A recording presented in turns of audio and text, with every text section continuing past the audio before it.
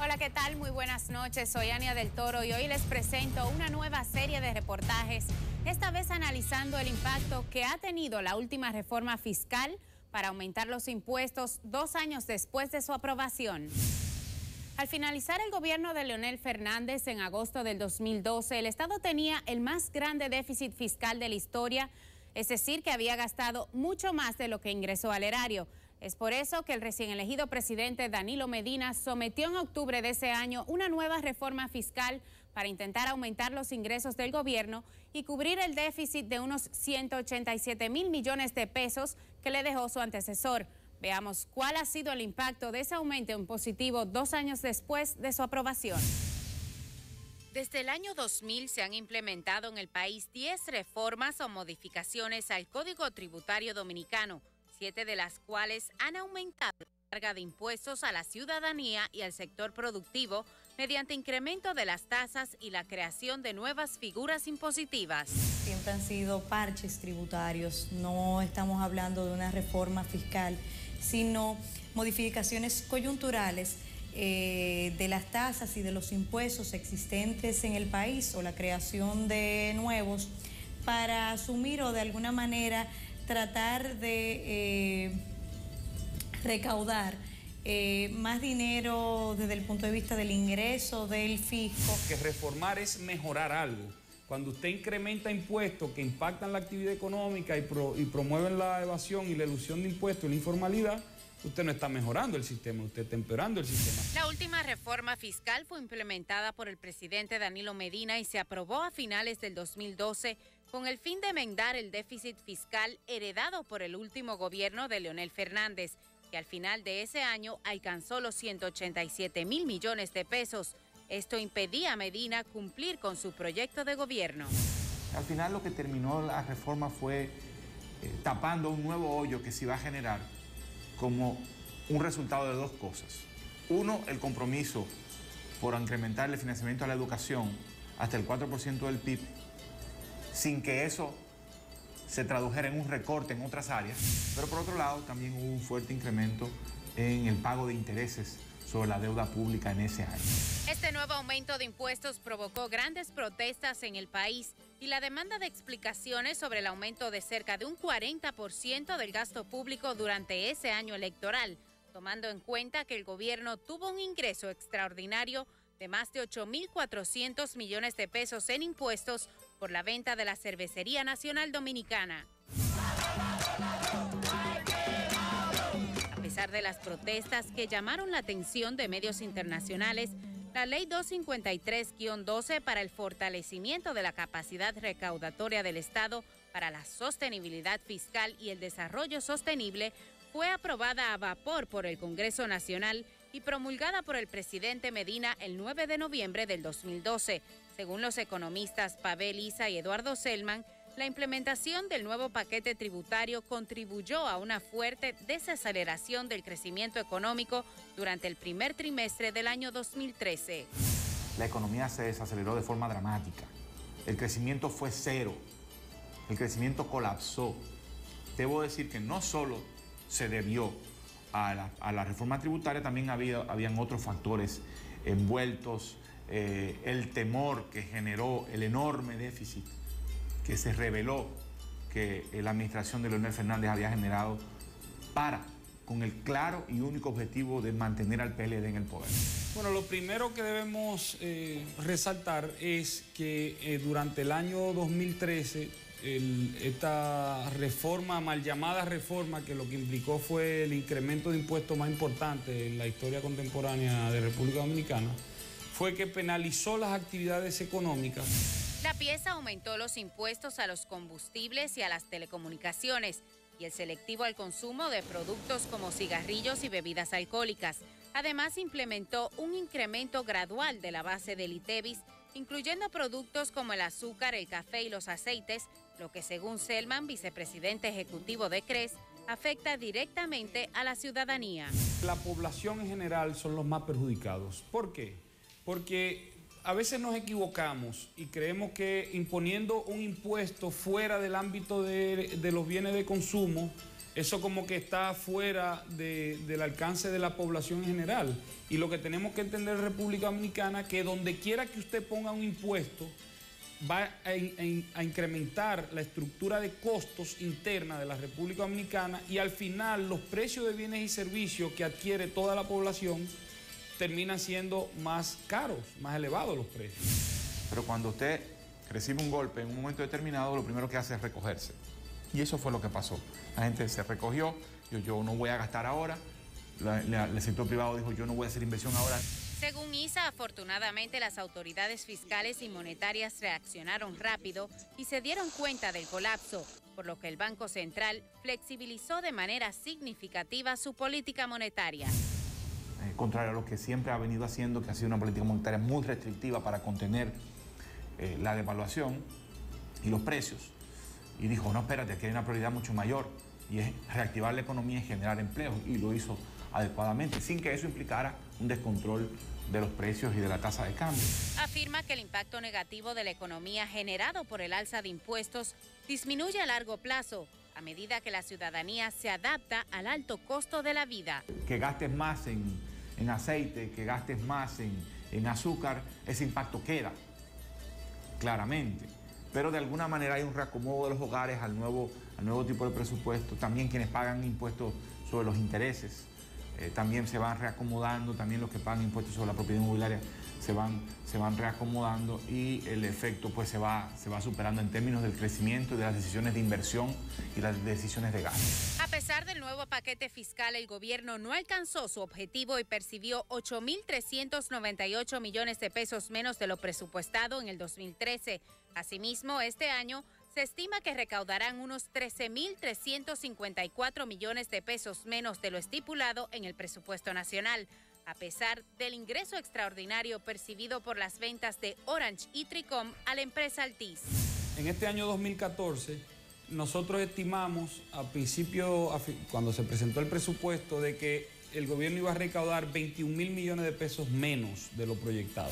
Pero como hay unos ingresos extraordinarios por 19.000 millones de pesos, eso básicamente terminará más o menos igual de como se tenía previsto, pero no fue planificado esto, fueron por eventualidades que gracias a Dios sucedieron para que no hubiese esa reducción. De no haberse producido la venta de estas importantes empresas en los últimos años, el país hubiera tenido que recurrir a un mayor endeudamiento para cubrir el déficit fiscal, que este año se estima alcance los 77.709 millones de pesos. La reforma fiscal que entró en vigencia en enero del 2013 no solo afectó a la población en sentido general, obligando a un reajuste en los presupuestos familiares para cubrir el alza de los impuestos de la normativa. También laceró algunos sectores de la industria nacional que por los altos impuestos percibieron grandes pérdidas debido al incremento del contrabando y la informalidad, y se redujo su aporte al fisco al disminuir su producción.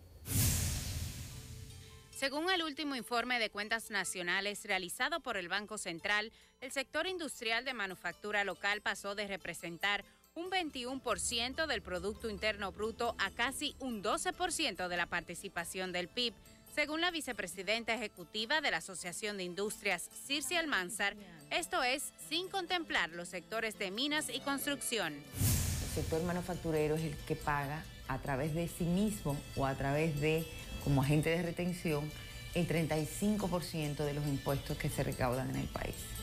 Entonces ahí hay una dicotomía, hay un problema de desigualdad que nos enfrenta a una situación o que nos coloca en una situación de repensar el desarrollo productivo, de repensar, de hacer un cambio de rumbo. Y es que la última reforma fiscal encareció los costos de producción en el país. El vicepresidente ejecutivo del Centro Regional de Estrategias Económicas y Sostenibles, Ernesto Selman, afirma que esto además afecta a la competitividad de nuestras empresas cuando se enfrenten con productos importados de otros países con los que tenemos acuerdo de libre comercio. A mayores tasas y a mayor carga tributaria, las personas tienen un incentivo natural de tratar de evitar el pago de esos impuestos.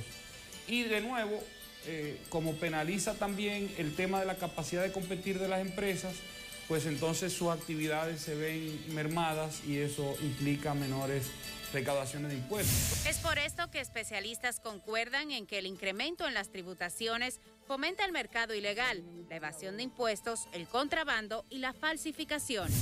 Aquellos sectores que más tributan, ya sea por los impuestos sobre la renta o por los impuestos indirectos que cobran a través de ellos, como es el alcohol o los cigarrillos o como los productos de consumo masivo, han tenido un decrecimiento en los últimos 2 años, porque la tasa de tributación lo que hace es que se fomente la informalidad y se fomenta la evasión.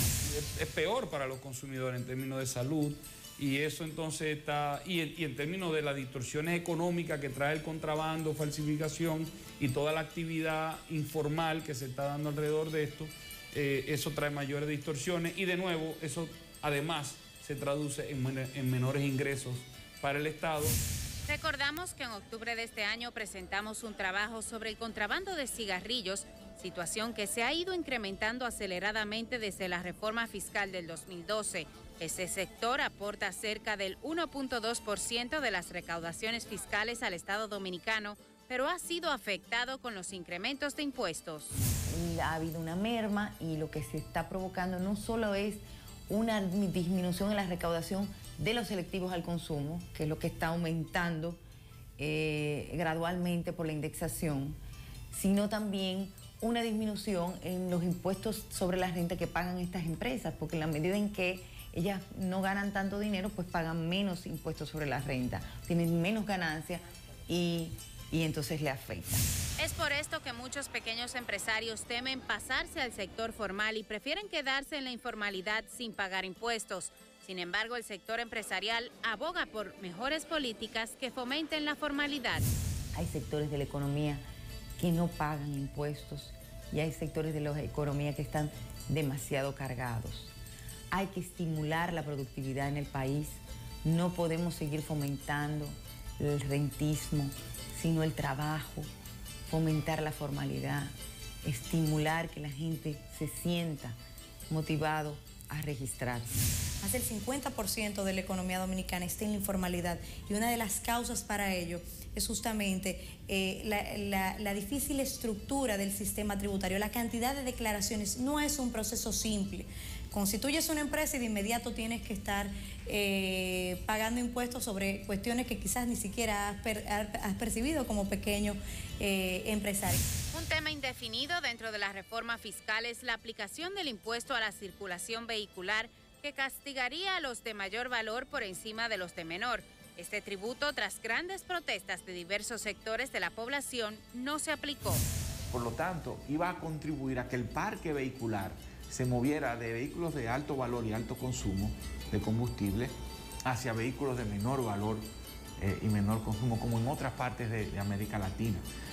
Sin embargo, al dejar sin efecto eso, digamos, se está premiando a los ricos y se está penalizando, por lo tanto, a los menos ricos. El tema de los vehículos a quien más afecta es al ciudadano de manera directa. Ya los impuestos a nivel de los vehículos en el país tienen tasas que pudieran resultar elevadas, pero la pregunta que habría que realizar es si la población dominicana está en condiciones de poder asumir ese golpe. Nosotros entendemos que si ese impuesto se aplica, estaríamos doble tributando, porque las empresas tienen un impuesto a los activos y ese impuesto a los activos contempla todos los activos, incluyendo las flotillas de vehículos. Por eso todos coinciden en que este impuesto debe discutirse tomando en cuenta a todos los sectores involucrados en la circulación vehicular, pues afecta considerablemente tanto a las empresas como a la población en sentido general. En enero del 2015 subirán nuevamente de un 16 a un 18% el ITEVIS a más de 250 productos que consume a diario nuestra población, achicando aún más el bolsillo, sobre todo de aquellos más pobres y que devengan el salario mínimo, mientras el sector empresarial demanda que se inicien las negociaciones para el pacto fiscal, el cual entienden debe incluir una regulación del gasto del Estado. Darling Corporán tiene 23 años y gana un sueldo mínimo de 5,000 pesos mensuales como conserje en un hospital público de la capital. Con esto vive en una humilde casa de menos de 25 metros cuadrados, ubicada en el barrio 27 de Febrero, por la cual paga 2,000 pesos mensuales de alquiler. Por ahora mismo, como yo le expliqué la otra vez, yo lo que estoy ganando son 2,900 pesos, porque cogí un préstamo para comprar un inversor y una televisión de mi casa, que necesitaba aquí para mi uso. Esto le deja solo 900 pesos mensuales para mantener a su esposa y 2 hijas de 5 años y 6 meses. Yo salgo a hacer chiripita cuando salgo de allá del trabajo. A veces la mujer mía también sale a hacer chiripita. Usted sabe, vamos allí, que vamos a ayudar al otro. La mujer mía va de una señora que la ayuda. Y así, sucesivamente, uno trata de, como le estaba explicando, de mantenerse. Sin embargo, cuenta que no les alcanza para comer. Él se sacrifica y a veces no desayuna. Ese día a las 4 de la tarde aún no había almorzado. Su esposa estaba comprando un picapollo con chofán para compartir entre todos. Pidiendo emprestado. El pobre, para poder sobrevivir, siempre tiene que tener deuda. Por eso le teme al alza del ITEVIS, que incrementará un 2% más a partir de enero del 2015, aumentando el precio de productos como los aceites, el café y el chocolate. Si sube el impuesto, con 900 pesos, ¿cómo me voy a ayudar yo? No me voy a ayudar en nada. En nada. ¿Cómo van a subir el azúcar? ¿Cómo yo hago un jugo? No voy a hacer un jugo, si me podía beber un jugo no me lo voy a beber. Desde el punto de vista de algunos de esos productos de canasta básica, no necesariamente en República Dominicana contamos con bienes sustitutos que podamos buscar el mecanismo de sustituir dentro de la canasta para suplir o buscarle la vuelta a ese aumento. Pero indudablemente cualquier aumento de tasa va a impactar en el consumo. En el caso del café, el azúcar y el aceite comestible que se le estableció el ITEVIS, si bien nosotros no estamos en desacuerdo de que para evitar los mecanismos de evasión se le ponga ITEVIS a todos los productos, esto ha generado sin duda alguna un problema de crecimiento del consumo, porque el producto se encarece y entonces tú tienes una disminución en el consumo del dominicano. Es por eso que el empresariado viene demandando la firma del pacto fiscal, el cual está contemplado en el artículo 36 de la Ley de Estrategia Nacional de Desarrollo. Esta consigna la necesidad de que las fuerzas políticas, económicas y sociales arriben a un pacto fiscal orientado a financiar el desarrollo sostenible y garantizar la sostenibilidad fiscal a largo plazo mediante un proceso de reestructuración fiscal integral y el marco de una ley de responsabilidad fiscal que establezca normas y penalidades para garantizar su cumplimiento. El pacto es una forma de decir, tenemos que ponernos de acuerdo. Tenemos que llegar a algún tipo de arreglo entre los sectores, entre todos los sectores de la sociedad, para dotarnos del Estado que queremos. El contenido que debe tener el pacto fiscal. Una ley de responsabilidad fiscal que ponga ciertos límites hasta dónde puede el gobierno y el sector público gastar, asumir déficit y asumir deudas. Por otro lado, nosotros entendemos que debe tener una reforma integral al Código Tributario. O la más efectiva de las reformas tributarias no se hizo creando impuestos, se hizo a través de los comprobantes fiscales. Todavía esa reforma está incompleta, porque todavía tú tienes la posibilidad de tener un comprobante fiscal o no tenerlo. Creo que tenemos que llegar al momento en que tengamos todo, tenga su número para poder cruzar la información. Por esto, economistas y empresarios abogan porque haya leyes que impongan límites para evitar el despilfarro de los recursos del Estado, lo que evitaría que la ciudadanía en general no tenga una carga tan pesada de impuestos. Tenemos que llegar a repensar nuestra forma o nuestro esquema tributario en el país. Además de pensar en qué estamos gastando nuestros recursos, porque eso es parte de lo que es una reforma fiscal a nivel integral. No podemos seguir teniendo este Estado infuncional. Y este Estado infuncional se debe, en parte, al problema eléctrico, que está consumiendo el 10% del presupuesto nacional todos los años. Sin embargo, en una entrevista realizada por el periodista mexicano Alberto Padilla para la revista Mercado, el expresidente de la República, Leonel Fernández, insistió en que el tema de la fiscalidad es un problema financiero público nacional, no de despilfarro o gasto, sino de insuficiencia de ingresos. Reformar el gasto es la primera gran tarea pendiente. Estamos financiando un Estado absolutamente incapaz de proveer los servicios fundamentales que demanda la población y por las cuales paga impuestos. Hay ya unos límites al incremento del gasto público, que por ejemplo en años de elecciones se incrementa en más del 40% el gasto público, que es mucho, que haya un cierto límite en los déficits fiscales. Deberíamos estar discutiendo una estructura impositiva mucho más sostenible en el tiempo. Hay sectores de la economía que no pagan impuestos y hay sectores de la economía que están demasiado cargados. Hay que estimular la productividad en el país. No podemos seguir fomentando el rentismo, sino el trabajo, fomentar la formalidad, estimular que la gente se sienta motivado a registrarse. La Estrategia Nacional de Desarrollo también consigna la firma del Pacto Eléctrico, cuya discusión está pautada para iniciar a inicios del 2015. Actualmente el Estado gasta más en subsidio eléctrico que lo que invierte en salud, educación y seguridad social, por lo que todos concuerdan que la firma de este pacto es el inicio de la solución al tema fiscal para que el Estado pueda disponer de más recursos y no requiera aumentar constantemente los impuestos a la población y al sector productivo. Según la Estrategia Nacional de Desarrollo, ya se debió haber iniciado el diálogo para el pacto fiscal, el cual debe incluir mecanismos para reducir la evasión fiscal, elevar la calidad, eficiencia y transparencia del gasto público y elevar también la eficiencia y transparencia y equidad de la estructura tributaria. En un año ya tendremos nuevamente elecciones generales, por lo que es urgente discutir este pacto y evitar que tengamos que recurrir nuevamente al alza o creación de nuevos impuestos para cubrir el déficit fiscal por el excesivo gasto del Estado. Con esto llegamos al final de esta entrega. Muchísimas gracias por el favor de su sintonía. Los espero en una próxima entrega de NCDN Investiga. Muy buenas noches.